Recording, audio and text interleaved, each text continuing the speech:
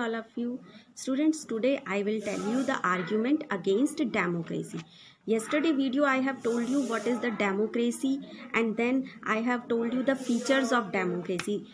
I hope you have written all these features which the notes I have given.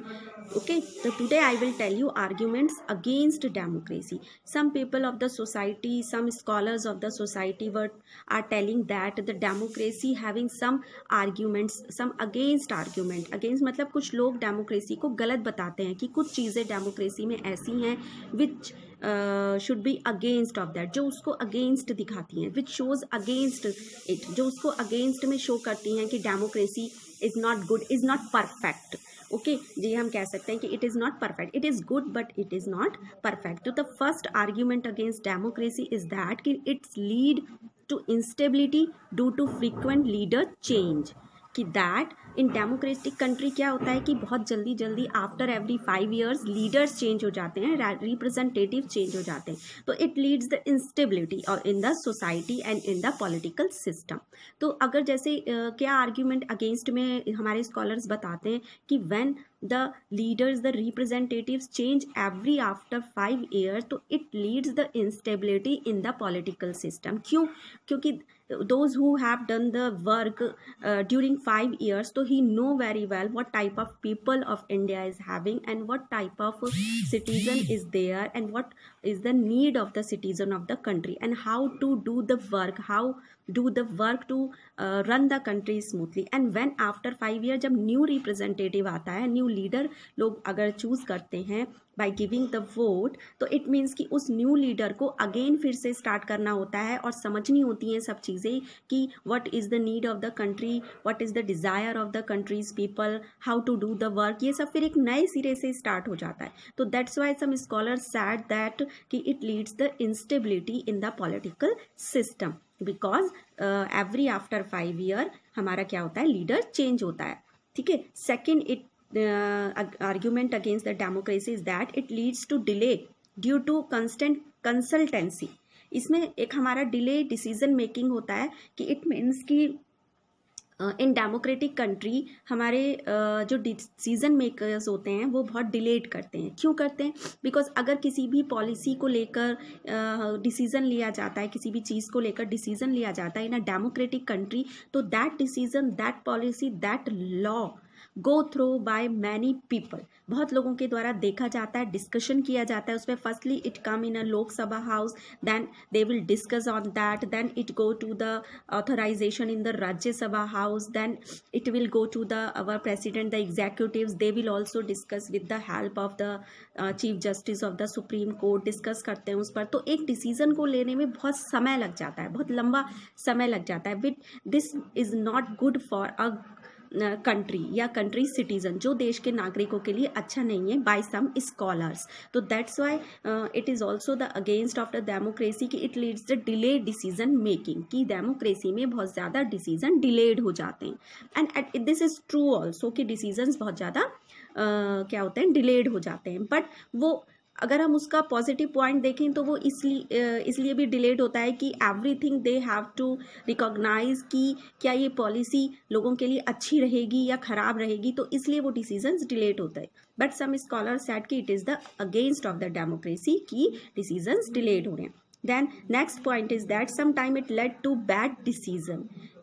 Democracy का एक argument against में ये भी है कि sometime it led to a bad decision, कि कभी कभी सरकार या गवर्नमेंट कुछ ऐसे डिसीजंस ले लेती है which is not good for the citizens, जो देश के नागरिकों के लिए अच्छा नहीं होता है. फॉर एग्जाम्पल कि अगर हम लें कि लाइक दैट जो नागरिकता कानून अभी हमारा लिया गया है, तो by this policy, by this decision some people of the country is not agree for that. कोई बहुत से हमारे ऐसे देश के नागरिक हैं जो इससे एग्री नहीं है. They are doing the protest, they are doing strikes, dharnas, rallies, march past, they are doing which increase the instability of the country's economy, जो कंट्रीज़ के इकोनॉमी को भी ख़राब करती है और स्टैंडर्ड को भी ख़राब करती है. तो समटाइम्स कुछ ऐसे डिसीजंस ले लिए जाते हैं. आई एम नॉट टेलिंग कि this decision is bad for the country, I am telling कि sometimes some decisions the government had taken which the citizen of the country is not satisfied. Okay, it is also against. The next argument is that it encourages corruption as it is based on electoral competition. हमारा जो next argument है that is very important कि that it हमारा जो electoral competition होता है it means कि in the elections many of the candidates come in the elections process and it leads the competition. तो during that competition corruption also started.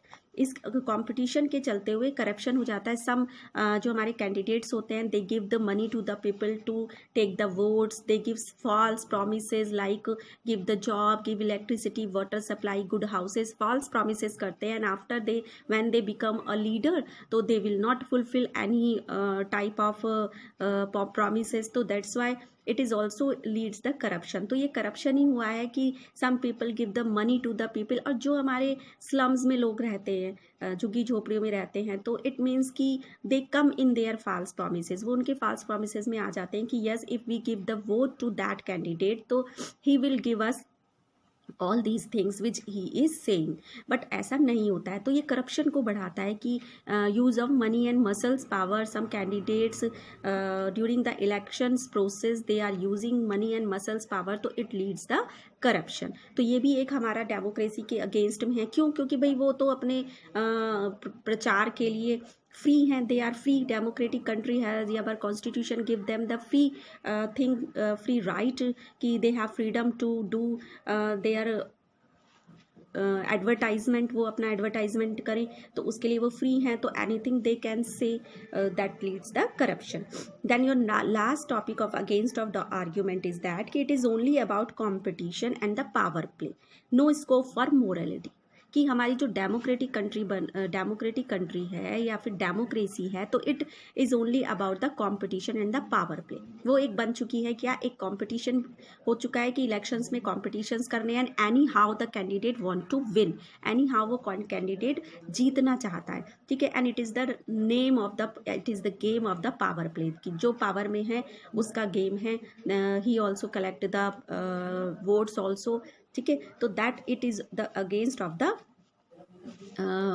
democracy. There is no morality. Some scholars are saying कि if the candidate win the election with the help of money and muscles power, with the help of the power, तो that's why it is not there any morality. कोई morality नहीं बचती है फिर उस democracy में. तो that's why the democracy is not the perfect democracy. तो हम इंडिया की डेमोक्रेसी को भी परफेक्ट डेमोक्रेसी नहीं कहेंगे.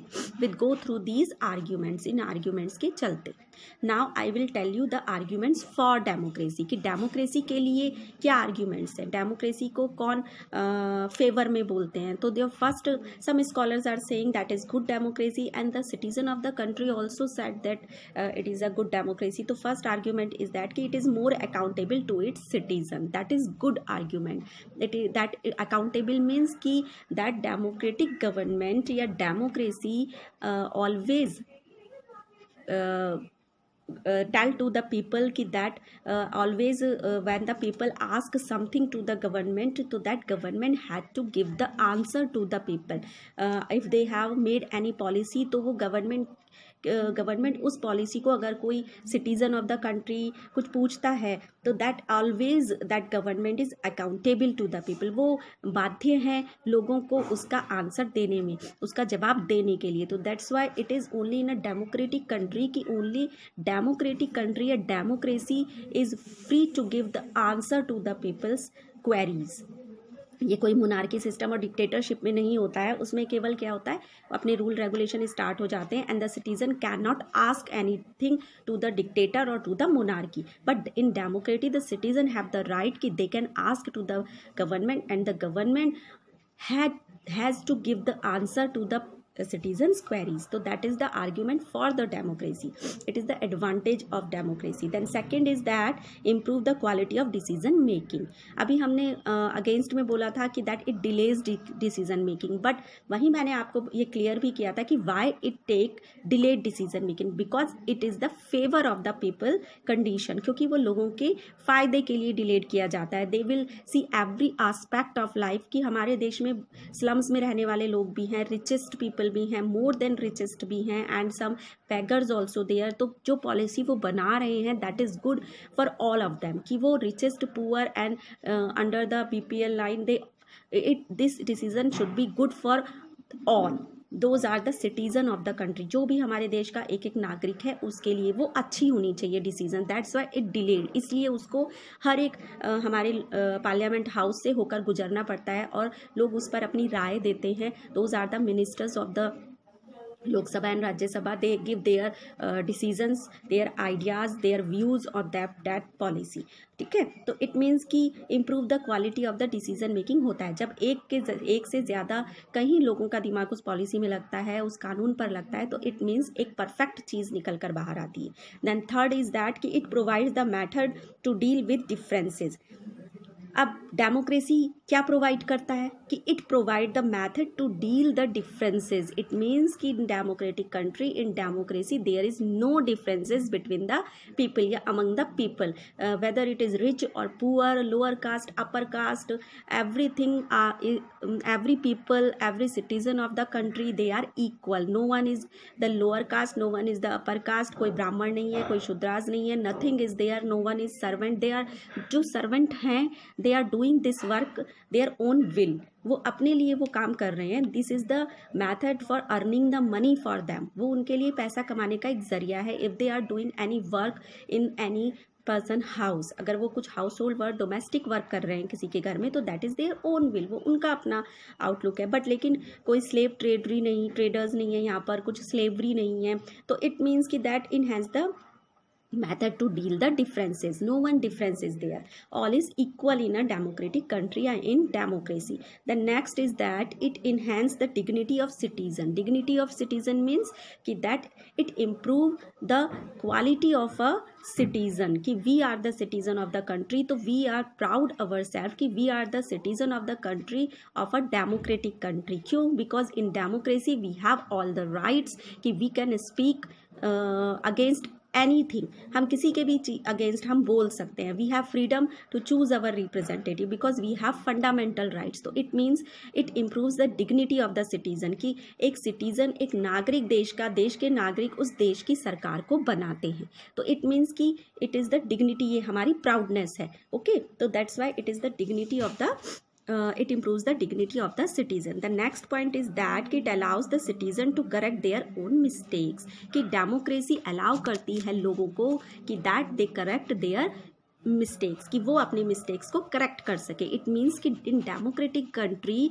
And democracy it gives the space to the people, कि if a person doing any mistake and after that वो पछता रहा है और अपनी मिस्टेक को सुधारना चाहता है, तो it gives the room to the people, it gives the space to the people कि that person can remove his और इट्स मिस्टेक, कि वो अपनी मिस्टेक को रिमूव कर सकता है। तो democracy allow the citizen to improve their mistakes and that's why democracy is better than non-democratic country. इसीलिए हमारी जो democratic country है it is better than all the non-democratic countries. तो through democracy form of government may not be perfect form of government because it has some disadvantage also. तो हम इसको perfect तो नहीं बोल सकते हैं कि that a democratic government या democracy is the perfect democracy because it has some disadvantage also, क्योंकि it is true, और ये true भी है कि it has some disadvantage, हम उसको ignore नहीं कर सकते हैं कि वो डिसएडवांटेज नहीं है। तो that's why it is also not a perfect democracy, ये कोई परफेक्ट डेमोक्रेसी भी नहीं है। And it is not just a form of government और just some form of institution, but in broader sense it is a principle which should be in calculate in every sphere of life. लेकिन हम ये कह सकते हैं कि yes the democracy is the principle, कि that it under the democracy it can see the incalculate या calculate कर सकती है हमारी democracy in the every sphere of life. Every sphere of life means का poor, rich, beggar, every person can be good, the democracy do the welfare of the every aspects of life. हर एक व्यक्ति के good के लिए वो काम करती है डेमोक्रेसी, और every person is free in a democratic country whether the person belong to any aspect of life, चाहे वो गरीब है, बेगर है, अमीर है, कोई भी है, every person is equal in a democratic country. तो कुछ उसके डिसएडवांटेज भी हैं, कुछ उसके एडवांटेजेस भी हैं। तो you have both, you have to listen carefully and I will give you the notes, you write in your copy and for your online test you read these, जो आपके नोट्स हैं, you read these notes very carefully. Thank you.